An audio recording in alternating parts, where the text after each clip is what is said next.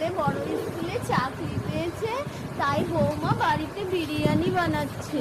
বিরিয়ানি? হ্যাঁ। নিশ্চয় খুব সুন্দর খেতে। বলো ও বুড়ি, ছেলে বৌমা আমাদের বিরিয়ানি দেবে? কেন দেবে না? সকাল থেকে বৌমার কত সায়া কাপড় ধুয়ে দিলাম, কত বাসন মেজে দিলাম। চলো, আমিও ছেলের জুতো গুলো পরিষ্কার করে দিয়ে একটু বিরিয়ানি খাবো। চলো।